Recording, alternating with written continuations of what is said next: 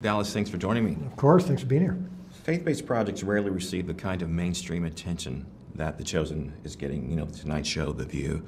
What does it say about the show's impact that it is reaching beyond the walls of the church? Yeah, what's really beautiful for me to see, just as a consumer and as a believer, as someone who's grown up in the church and has grown up as a consumer of media and lover of the arts, every now and then I'm able to separate myself from this and go, I'm standing in the middle of Times Square right now, and Annie Leibovitz photography about a Jesus show is dominating Times Square for an hour.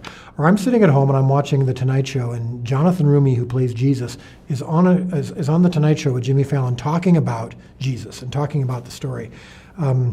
That's really cool to be part of, but it's just cool as a human being. And I think that it speaks to God is doing something in the hearts and minds of people. And I think The Chosen has had something to do with that, yes. But I think we've also been the recipient and the benefactor of something that God is stirring in people's hearts. You led me to my next question, because it does seem that we're seeing signs of a movement of the Spirit in our culture, whether it be college campuses, sports, entertainment world. Do you sense a spiritual awakening in our society? And if not, how would you interpret that? Well, I think that the evidence of a quote-unquote spiritual awakening is when Jesus and the Bible are being talked about in popular culture without apology, right? Without some sort of disclaimer. It's just become a recognized part of the culture. And I think that's the first step. That doesn't mean, and I can't speak to what's happening in the hearts of everybody. And I don't, whatever church they choose to go to or whatever God is doing in their personal lives is not up to me and not my business. But it's certainly clear that when people feel like they have the permission, even if they're not believers, to talk about and to listen to Jesus stories or gospel messages, and they're treated as though they're just as a legitimate part of the pop culture conversation as anything else, that's an extraordinary thing to witness. And so I don't know necessarily why or how it's happening. I just know God's doing something, and it's really cool to watch. Well, as our culture grows increasingly dark, how do you see The Chosen being used to spread light and hope? Well, I think the answer in some ways is in the show itself. When you watch the show captures the darkness that was taking place 2,000 years ago.